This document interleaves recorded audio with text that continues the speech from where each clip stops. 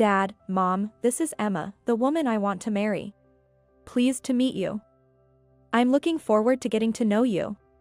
I was very nervous when I first went to my in-laws' house to announce our engagement. By nature, I'm not very vocal about my thoughts, and my ability to speak diminishes even more when I'm nervous. My mother-in-law gave me a warm smile. "What a reserved young lady," she said. Her words brought me some relief, but I was unaware of the secrets this family held. My name is Emma. This summer marks the first one Tom and I will spend together as a married couple. Since we both work, our only long breaks are during Thanksgiving and New Year's. Thanksgiving came 3 months after our wedding, so we went to greet both families. With both of our parents live out of state, we couldn't really relax over Thanksgiving. That's why we planned to take it easy, just the two of us, during the upcoming New Year holiday. Yet, I wonder how things ended up like this. It was a month ago. Tom suddenly showed me a brochure for a hot spring inn. "Let's go here for New Year's," he said. Thinking it would be a trip just for the two of us, I was delighted. Hot Springs. It's been a while since we've gone on a trip just the two of us. Did you make the reservation? But my joy turned to disappointment in an instant. Yeah, this inn is run by a relative. My parents are going, so they said we should join them, and they've made the reservation. What do you mean? So, it's going to be a trip with my parents and us, 4 in total. We're planning to pick you up in the morning, so please be ready. The thought of traveling with my in-laws was daunting. But being newly married, I didn't feel it was my place to complain, so I resigned myself to the situation. Then, an unexpected turn of events occurred. A week before the trip, while I was packing, Tom came home from work. Good timing. "We're going to stay over starting tomorrow, so hurry up and pack your bags." Wait, isn't the trip next week? I thought maybe he got the dates mixed up, but that wasn't the case. My brother and his wife are coming to stay at our parents' place starting tomorrow. It's the holidays, after all. And we haven't seen my brother in a while, so we decided to join them. What? I was too stunned to process the sudden change of plans. I wanted to refuse staying at my in-laws, but my inability to say no led to me departing with Tom. Truth be told, my relationship with my in-laws isn't great. During our engagement visit, my mother-in-law's comment about me being a reserved young lady hid an ulterior sentiment. More like gloomy than reserved. She remarked to Tom in the kitchen, thinking I couldn't hear. When we visited for New Year's greetings, my father-in-law, Bill, was harsh as well. "As a daughter-in-law, you should come earlier and help out around the house," he scolded. All I could do was apologize, and since then, I've been under constant pressure from my in-laws to have children. Which has taken a toll on me mentally. Just the idea of traveling with them was daunting enough, but staying at their house made me want to flee.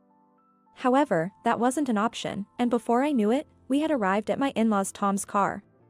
As we opened the front door, my mother-in-law rushed over. "You're late. Emma, come help out in the kitchen." Upon entering the kitchen, I was greeted by an abundance of ingredients. "Please take care of dinner preparations." With that, she went off to the living room. As I stood there bewildered, I heard the sound of a car outside. It seemed my brother-in-law and his wife had arrived. Then, my father-in-law dashed out of the living room to help carry in their luggage. As I was wondering why he didn't do it for me, my brother-in-law's wife, Emily, entered. Emily is about 5 years younger than me and seems to have a completely opposite personality. It appears that my father-in-law is particularly fond of her. My mother-in-law also joined in, making a fuss over Emily. It's like a dream come true to have a grandchild on the way. I knew Emily was pregnant. And I understood why everyone was fussing over her, but the difference in how they treated us made me feel resentful. Even Tom, my husband, was showering Emily with attention. "Emma, could you get Emily a drink, please? Emma, how's dinner coming along? Could you at least prepare some appetizers first?" It's one thing for my mother-in-law to pile work on me, but why is Tom joining in on making me do all this? The next day, and the day after, it was the same routine, and I ended up crying alone in my bed. Then, on the morning we were supposed to leave for our trip, I was asked to deliver something to a neighbor's house. Despite the rush, it was a short distance away, so I left the house as I was told. I returned in about 15 minutes, but something seemed off. I tried to open the front door, but it was locked. I had been tricked. Of course, the car was gone too. Feeling completely lost, I received a call from my husband. Emily said she's feeling well, so we decided to take her with us. So, Emma, please sit this one out. I had heard that Emily and her husband wouldn't be going on the trip because she was pregnant, but apparently, since she felt well, they decided to take her instead of me. I couldn't tell if this was a sudden decision or if it had been planned all along.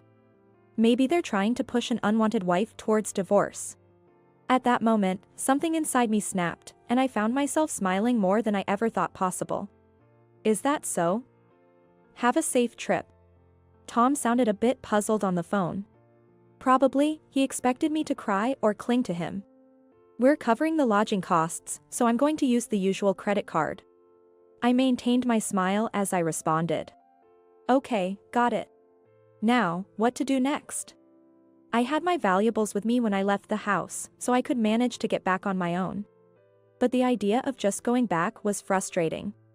As I stood at the front door pondering my next move, someone called out from behind. Aren't you the wife from this house? It was Lily from the neighborhood. Known for being chatty, she had spoken to me on my first day here while I was cleaning the yard. I had ended up listening to her one-sided conversation for quite a while. At that moment, something clicked for me. Actually, I tearfully told Lily about being left behind from the trip and how I had been forced to work non-stop since arriving. I never thought I'd be left behind from the trip, and I didn't expect to be made to work so much. No one is even offering to help. I believe my performance was quite convincing. Lily listened to me with genuine concern. It's tough, isn't it? I wonder what they find so displeasing about you. I poured out everything that had happened to me. I've been left without a car, so how am I supposed to get back home? As I said this with tears in my eyes, Lily offered to let me stay over if I wanted. I hesitated, but eventually decided to accept her kindness.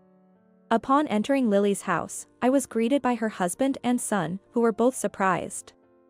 Lily explained the entire situation to them. That's terrible. Please feel free to relax here. Her husband and son welcomed me warmly. After entering the guest room, I immediately made a phone call to a specific number. It was to the credit card company. Tom had never owned a credit card before our marriage, but he started using my family card after we got married. So he would likely use this card to pay for the trip. Tom just wants to look good in front of others. I canceled the card and turned off my cell phone. During my stay at Lily's, I was treated with the utmost care. Whenever I tried to help with anything, I was kindly asked to just sit back and relax. I knew I had to thank them somehow in the future. Lily enjoys interacting with the neighborhood, often engaging in long conversations with anyone who stops by her front door. My story seemed to spread quickly throughout the neighborhood. I wonder what Tom dislikes about such a nice wife. While having dinner that evening, Lily sighed. Then, she started talking about Tom's past. You know, he's always had a bit of a wandering eye, even involved in some two-timing. That's when I learned a shocking truth. What happened to the girl he was supposed to marry before? According to Lily, Tom had been close to marrying someone else, but that person had suddenly disappeared.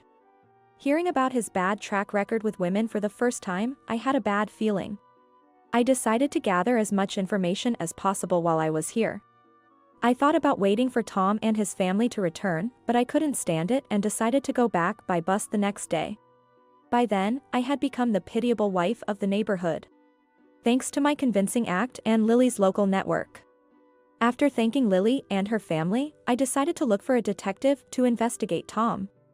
When I turned my cell phone back on at home, I found several voicemail messages. None of which were of concern for me. The card's not working, what's going on? Make sure you clean the house. We're coming back tomorrow, so have dinner and baths ready for everyone. There was no apology whatsoever. But thinking about ending things with him brought a natural smile to my face. Even the voicemails were filled with verbal abuse. This could be evidence for a divorce case. The next day, Tom returned home. His first words were an insult aimed at me. What the hell have you been telling the neighbors about us? Don't mess around. I had no intention of engaging with him seriously, so I decided to play dumb. What are you talking about? People have been telling me all over the neighborhood how pitiful the wife is and how terrible the family is. I haven't said anything, though. Maintaining an oblivious stance, Tom eventually gave up and secluded himself in his room. For the next few days, there was no conversation between Tom and me. Then suddenly, I received a call from my mother-in-law, Emma. "Come here and apologize." "What are you talking about?" "The whole neighborhood is talking about how we're mistreating you." For the first time during our conversation, I couldn't help but smile. "But isn't that the truth?" "What did you say?" "I've only spoken the truth." My mother-in-law fell silent for a moment, and I quickly continued. "By the way, is Bill working late again today?" "He said he was, but what about it?" "I hope it's really overtime." It would be hopeless if both father and son had wandering hearts. "What do you mean by that?" "That's all I know. Goodbye."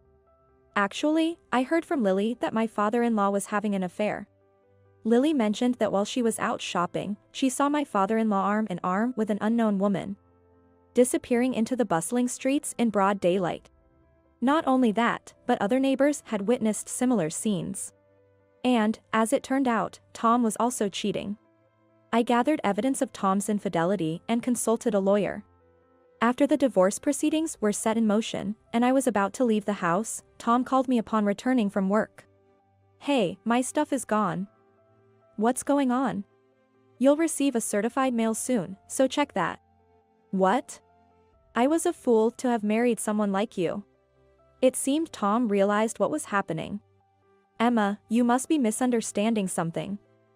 I only love you." His sudden panic was understandable. It was clear that life would become difficult for Tom without my income.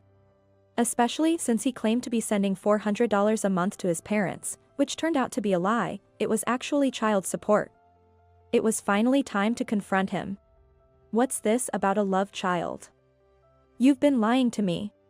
How did you? And cheating with another woman, too? How could you do such a thing?" "It's not like that, Emma." The classic excuse of a cheater. How pathetic. "And to think, you went on a trip to meet your child, leaving me behind at your parents' house.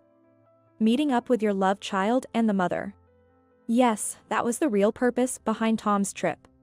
He had arranged to meet his own child separately from the family during the trip. Learning this truth was shocking, but it solidified my decision to divorce. I was initially attracted to Tom's outgoing personality, which complemented my introverted nature.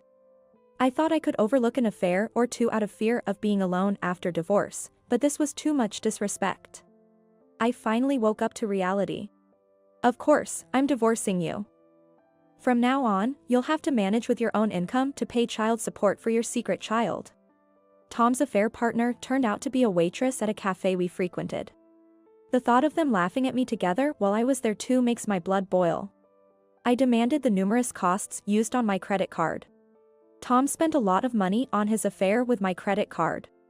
Tom's affair became known at his workplace, leading to his resignation due to the judgmental looks from colleagues. He ended up returning to his parents' home, living on a part-time job. The affair also caused discord between my in-laws, turning family relations sour. My brother-in-law and his wife decided to cut ties. Although I never got along with them, Emily reached out with an apology after the divorce. It turned out we simply had incompatible personalities, and she was actually quite normal. She had been reluctantly dragged along on that trip too. I was relieved to hear her baby was born healthy. As for Tom's parents, they ended up selling their home and moving into an apartment. With the money, he paid off my credit card in one lump sum. My mother-in-law, who had never worked before, started a part-time job but apparently struggled due to her personality. My father-in-law became even more absent from home, with his whereabouts unknown. Tom has been having a hard time finding a job. The rural network can be surprisingly extensive. All of this information came from the people living near Tom's parents' house. I learned all this when I visited Lily to thank her again after my life had settled down post-divorce. That's when I found out Tom's family had moved, and Lily mentioned something surprising. "My son would like to have a proper conversation with you, Emma.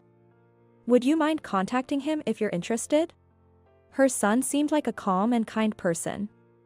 Initially hesitant, I decided to take a chance and reached out, thinking it might be fate. After talking, we clicked well and continued a long-distance relationship, leading to marriage 2 years later. I've grown to love him deeply, convinced he would never betray me. Lily has become my mother-in-law. 2 years later, we welcomed a daughter, and our family of 3 lives happily. My new in-laws adore our daughter and treat me kindly. It's been a strange twist of fate, but perhaps it was meant to be. That ordeal made me stronger. And I'm grateful for this turn of events.